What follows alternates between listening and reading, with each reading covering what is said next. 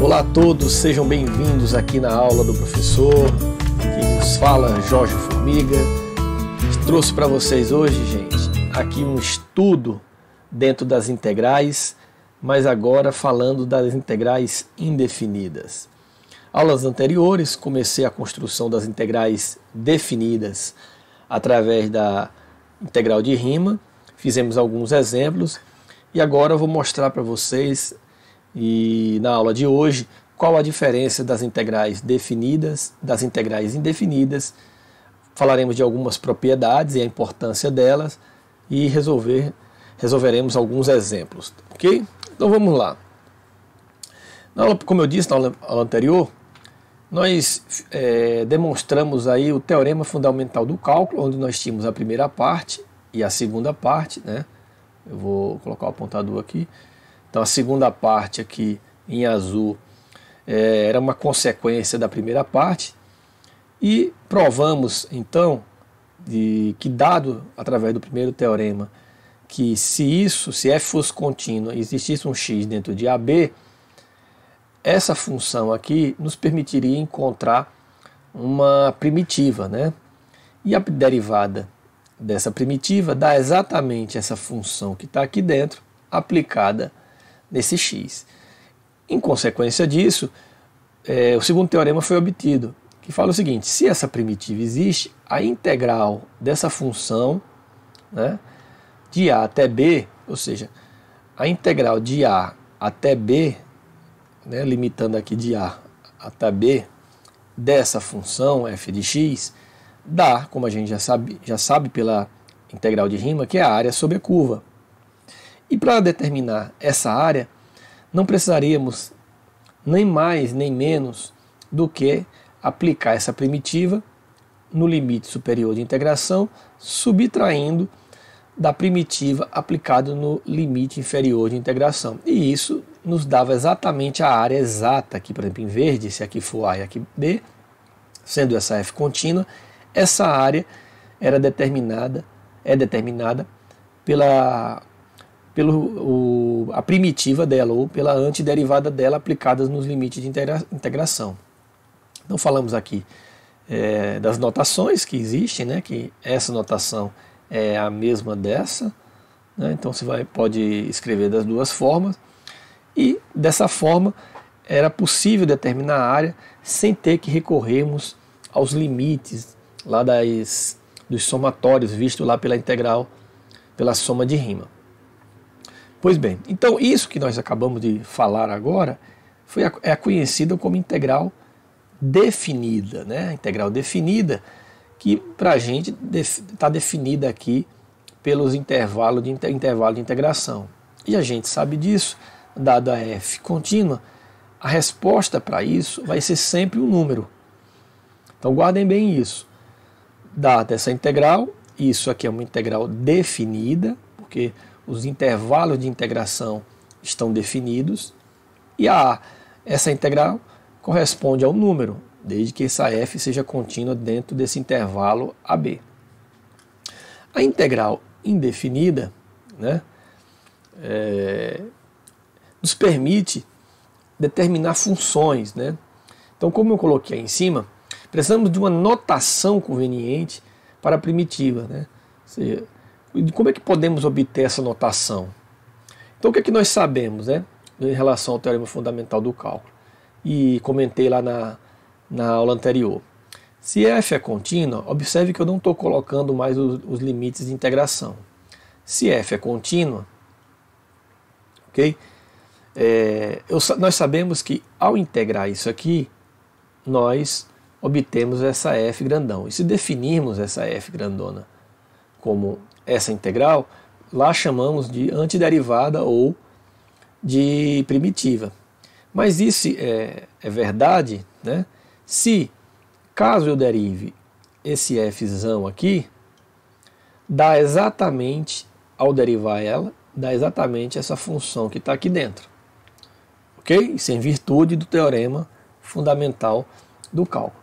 Pois bem, então, se eu pegar aí de antemão x ao quadrado, nós podemos pensar aqui que uma primitiva para ela, ou seja, uma função cuja derivada vai dar x ao quadrado, é x ao cubo sobre 3. Note que, se eu derivar aqui, né, eu vou colocar a canetinha, se eu derivar, né, a derivada de x ao cubo vai dar 3x sobre 3, derivada da constante dá 0. Cortando, né, aqui 3 menos 1 dá 2. Então sobrou x ao quadrado, que é exatamente a função que está aqui dentro.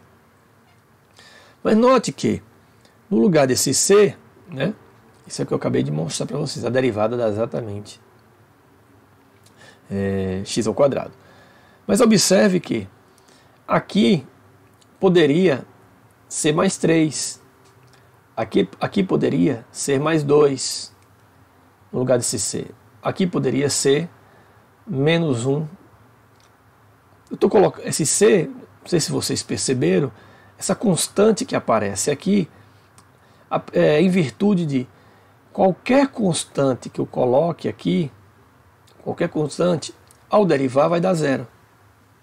Então note que, novidade aqui, ela não tem aqui as integrações, os limites de integrações, né? Não tem.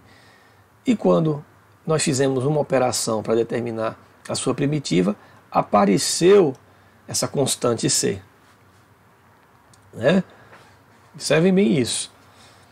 Então, o que eu quero dizer é que, sendo uma integral indefinida, a sua primitiva ela é munida de uma constante, porque essa constante ela pode vir aí, pode ser qualquer valor. E teoricamente, se você olhar para essa função, né, para essa primitiva é isso. Ó, né, vou colocar aqui o gráfico dela, o gráfico de uma função cúbica. Então, quando o c for 0, é exatamente essa curva aqui passando pelo centro. Se c for 1, é a mesma curva, só que ela sobe aqui passando pelo 1. Se c for menos 1, é a mesma curva, passando aqui embaixo pelo menos 1, aqui pelo 0, aqui pelo 1. Ou seja, note que a característica da função cúbica ela não foi alterada, ela só foi deslocada sobre o eixo y, aí, o eixo vertical. Então, essa constante ela não muda a característica da nossa primitiva. Vamos pensar na secante. Quem é a função cuja derivada vai dar secante ao quadrado? Então, não sei se vocês já estão percebendo que para recorrermos às nossas primitivas, precisamos lembrar bastante de algumas derivadas, pelo menos as principais derivadas, né? Então, e note que lá no início da primeira aula de integral, eu já tinha comentado que uma é o inverso da outra, né? A integral é o inverso da derivada e vice-versa. Então, é como se nós estivéssemos pensando, né, em voltar ao processo. Então, nós já sabemos que a primitiva será a tangente, porque se derivarmos a tangente, vai dar secante ao quadrado. Note que colocamos aqui mais uma constante. Constante essa que pode ser qualquer uma. Como nós não sabemos que constante é essa, né, que ela naturalmente ela entra quando colocamos os limites de integração, então ela não é correto e deve-se colocar o mais c. Né? Ok. Para formalizar essa primeira parte aqui, vocês não esquecerem, a integral definida, como eu já tinha comentado, é um número. E a função, e a integral indefinida é uma função, né? Note que a nossa primitiva aqui é uma função. Tá? Olha, uma função. Então, toda vez que tivermos sem os limites de integração, nossa integral é indefinida. Então, a partir de agora, toda vez que eu falar de integral indefinida, eu já estou levando em conta que esses limites não estão sendo considerados, tá? Pois bem, então vamos lá. Tem aqui algumas primitivas, né, algumas antiderivadas, que devemos ter em mente, pelo menos as principais. Então vou comentar de algumas aqui. Por exemplo, essa propriedade aqui, que ele fala, se você tem uma constante vezes uma função, basta colocar a constante para fora e integrar a própria função, né? Um exemplo aqui da primeira é a integral de 2x, né? dx. Qual é a integral? É a mesma coisa que 2x dx. A integral disso vai ser 2 vezes a integral, né, de x. X ao quadrado sobre 2 mais c. Né? A outra aqui simples também é a integral de uma constante, né? Toda vez que você estiver integrando uma constante, né, vai ser a própria constante vezes x mais c, vezes o x aparece de acordo com o elemento infinitesimal. Se aqui fosse y, apareceria um y. Se aqui fosse z, ia aparecer um z aqui. Né? Então, a integral de 2, se você pegar a propriedade em cima, é como se estivesse fazendo isso. Integrando 1 dx, ou seja, 2 vezes a integral de 1 dx é x. Note que se eu derivar x, dá 1. Mais c. Essa aqui é a que a gente usa bastante, que é uma integral de polinômios, né? Fala o seguinte, toda vez que você tiver um polinômio, ou seja, x elevado a n, a primitiva dela vai ser sempre a soma do polinômio, da potência, mais sobre o mesmo resultado da potência você coloca no denominador, mais uma constante, né, para n diferente de menos 1. Então, vimos isso lá atrás, né?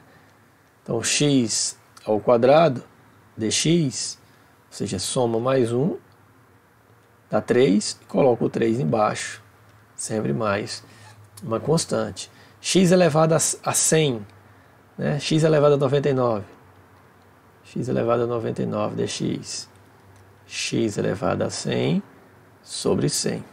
Era de se esperar, né? Como 1 aqui, a gente sempre subtrai 1 derivando, na integral a gente vai somar 1 na potência aí. Então tem outras aqui rápidas, né? A integral da exponencial de x é a própria, né? Porque a derivada dela é ela mesma. Né? A primitiva de seno de x é menos cosseno de x. Vimos que dá secante ao quadrado é tangente. Secante vezes tangente é secante de x. Se derivar secante de x vai dar esse produto. Algumas que nós vamos ver como é que, através de alguns métodos de integração, vamos ver como é que chegamos a esse tipo de primitiva. Um caso aqui, a integral essa integral que está aqui vai dar arco tangente, né? A do seno hiperbólico é o cosseno hiperbólico, e outras aqui, né, que nós já conhecemos, a do cosseno. A integral do ln de x é 1 sobre x dx, é o próprio ln, né? Porque a gente sabe que se derivar ln de x é 1 sobre x vezes a derivada do argumento. Só que a derivada de x em relação a x dá 1. Então, é a própria função, né? Então, a integral do ln de x, ou a integral de 1 sobre x, dá o ln de x. Não esquece do mais c aí. Outra aqui, né, que é essa caso típico de exponencial aqui, né? Então, temos, nesse caso, que a integral aqui, por exemplo, de ax dx, note que se eu derivar a elevado a x em relação a x, vai ser, né, derivando isso, vai ser derivada da potência vezes ela mesma, vezes o logaritmo neperiano da base.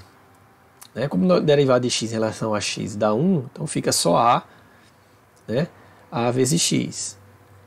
Então vai dar a elevado a x vezes ln de a mais c.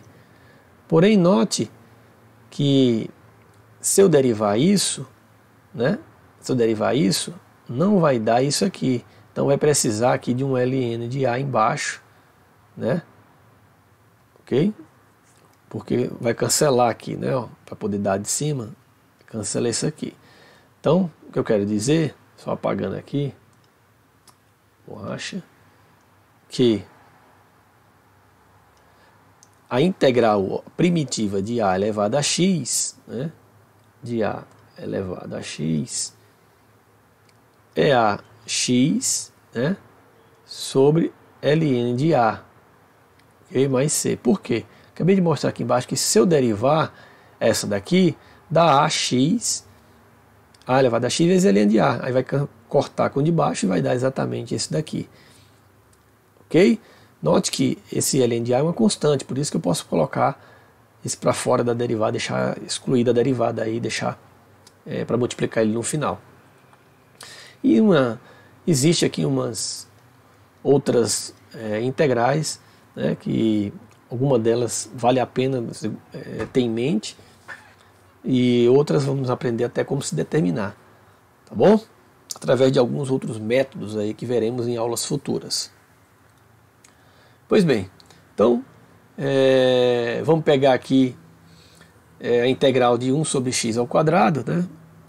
1 sobre x ao quadrado, já coloquei aqui que era menos 1 sobre x, né? Mas observe que um caso como esse, você deve estar pensando aqui, mas 1 sobre x, a integral de 1 sobre x, cadê? Não coloquei aqui, tá lá, a de 1 sobre x é o ln de x, né? Então não confunda. Mas aqui é 1 sobre x ao quadrado. Aqui você pode fazer o seguinte, transformar isso daqui, né, na potência dx. O que é que temos? Uma função potência aqui, que cai bem nessa propriedade. Então vamos somar mais 1, então fica menos 2 mais 1. E aqui menos 2 mais 1. Então já integramos, né, eliminamos o dx aqui e colocamos o mais c. Ou seja, isso aqui vai dar x menos 2 mais 1 dá menos 1. Então, x elevado a menos 1, então vou transformar aqui 1 sobre x. Aqui vai dar menos 1, vou colocar aqui, e mais c. É por isso que obtive essa integral aqui. Tá bom? Coloquei essa informação de aviso aí, adotamos a convenção de que quando uma fórmula para uma integral indefinida geral é dada, é elevada somente em um intervalo, né? Ou seja, nós estamos aqui, por exemplo, se eu colocasse aqui de 0 a 2, ou melhor, de menos 1 a 2, 1 sobre x dx, né, de menos 1 a 2, note que essa integral ela não existe. Por quê? Porque de menos 1 a 2 passa pelo zero, e o x, o zero não faz parte do domínio. Tá? Aí você fala, então essa integral não existe. Mas quando tiramos o limite de integração e vamos calcular essa integral, nós estamos admitindo que essa integral aqui ela existe dentro do intervalo de integração onde a função é contínua. Tá bom? Então vamos lá, vamos pegar essa outra aqui, né? Então vamos começar a combinar aqui soma de funções que vimos lá através de algumas propriedades que já foram vistas. Então tem essa integral que nós já sabemos por definição que podemos separar, né, em duas, né? A integral disso é a integral disso menos isso daqui. Não esquece do dx, né? Dx, dx. Mais uma, vou fazer um comentário aqui que não podemos deixar de fazer, né? A integral de uma constante, por exemplo, se eu colocar aqui dz, vai ser 3z mais c. Se eu usar a integral de 3d du, é igual a 3u mais c. Note que o que prevalece aqui, a variável que vai aparecer, vem de acordo com o elemento infinitesimal que está sendo usado na integral indefinida aí. Bom, não esquece disso. Voltamos para cá. Note que isso aqui é uma constante, eu posso colocar aqui para fora, esse também. Então, está aqui. A integral de x à quarta, né, fica x a 5 sobre 5, vezes o 10 que está fora, menos, né, menos a integral do secante, já sabemos que é tangente de x. Então vai ficar menos tangente de x. Mas nessa integral aqui tem um c, nessa também tem um c, que aparece, né? Ou seja, c mais c, constante mais constante, vai dar uma constante. Ok? Vamos lá. Então tá aí, só passar uma simplificada. 10 dividido por 5 dá 2, simplificando aí, eu tenho a minha primitiva ou a minha integral aqui, a resposta dessa integral que foi solicitada aí. Como eu comentei na aula anterior, né, essa primitiva aqui, que é o gráfico dela, né, para diferentes valores de C. Note que a característica dela foi mantida, ela só foi deslocada aí sobre o eixo Y. Vamos lá.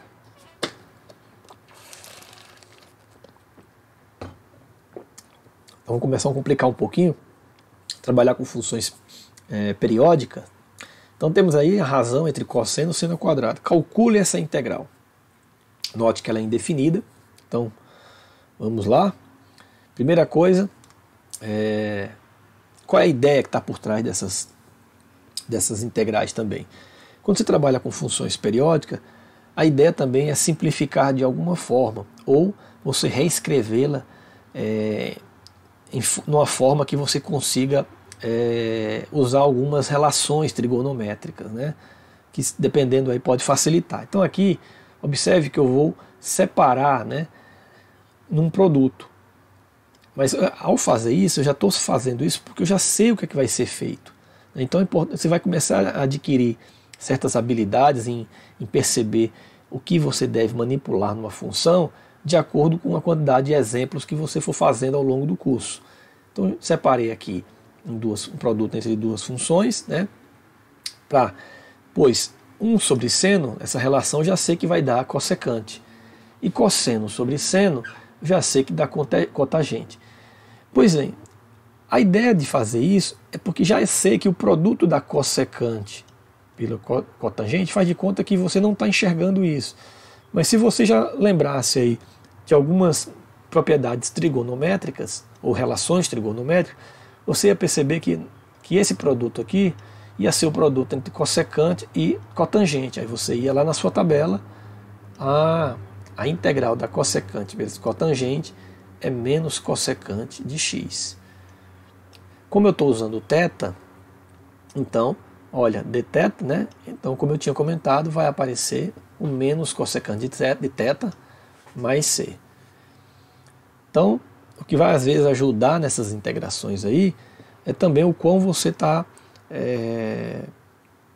tem de informação sobre relações trigonométricas, o que mais? Sobre algumas derivadas. Então isso facilita muito na hora de resolver essas integrais. Essa, por exemplo, o que eu costumo falar para os meus alunos, ao pegar uma função como essa, note primeiro que ela é definida. E vem a segunda pergunta. Ela é contínua dentro desse intervalo? Então agora tem a preocupação de verificar se ela é contínua. Sim, ela vai ser contínua, né? O único problema aqui seria se ela fosse zero, né, o t fosse zero, ou se fosse negativo, por causa do raiz aqui. Fora isso, né, ela está bem definida dentro desse intervalo. Próximo passo é tentar simplificar sempre. Tenta simplificar. E aqui é um caso que podemos simplificar. Então eu vou quebrar aqui fazendo a divisão, né, por cada termo através do seu denominador. Note que esse vai cortar com esse, né? Esse vai cortar com esse, né? Então vai restar em cada um aqui, e esse aqui, né, cortou, aqui cortou, e aqui nesse caso aqui ficou apenas 1 sobre t ao quadrado, que eu joguei para cima, transformando em t elevado a menos 2. Observe que tudo que eu tenho potência no denominador, eu costumo jogar para o numerador, transformando isso em potência, e dessa forma fica mais fácil usar aquela propriedade, né, de x elevado a n dx, né, que é sempre xn mais 1 sobre n mais 1 mais c. Então, feito isso, fica fácil integrar, porque é a integral de uma constante, né, já sabemos que é a constante vezes a variável que vai aparecer. Nesse caso, aqui nós temos somar mais 1, e essa soma vai colocar no denominador, então 3 sobre 2, 3 sobre 2. Do mesmo jeito aqui, menos 2 mais 1, né, vai dar menos 1 e o menos 1 daqui de baixo. Ao fazer isso, obtemos a nossa primitiva. E pela segunda parte do teorema fundamental do cálculo, vamos colocar os limites de integração. Basta agora substituir, né, o 9 aqui, aqui e aqui, né, em cada t, colocar o valor e subtrair, né, da mesma ideia aplicada no valor 1. Isso eu acabei repetindo aqui. Ah não, só fiz dividido por 3 sobre 2 e multipliquei pelo inverso da fração aqui. Tá? Então, o que eu fiz aqui, isso aqui é a minha primitiva aplicada no ponto 9 e aqui é a minha primitiva aplicada no ponto 1. Né? Como eu acabei de comentar, baseado na segunda parte do teorema fundamental do cálculo. Fazendo esse algebrismo todo, essa mágica aí, simplificando, obtemos este resultado. Pois bem, gente, eu encerro a aula por aqui, né? Mas a ideia que eu queria trazer para vocês é que, a partir de agora, vocês têm, além da integral definida, através do intervalo de integração, onde você tem que se preocupar se ela é contínua ou não dentro desse intervalo, nós temos agora as integrais indefinidas, né? Que vai sempre aparecer o C ali, e quando nós integramos, estamos partindo do pressuposto que ela é contínua dentro de um determinado intervalo. Outra informação importante da aula de hoje é que vocês recordem algumas derivadas, algumas relações trigonométricas, né? E isso ajuda muito no cálculo das integrais. Então, eu encerro essa parte aqui, veremos depois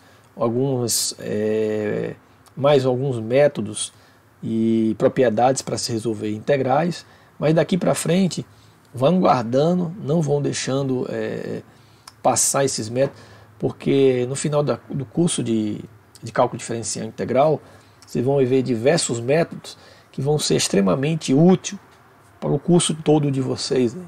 Tá bom? Espero que tenham gostado, espero que tenham entendido aí. Bons estudos e até a próxima, gente. Um grande abraço para vocês.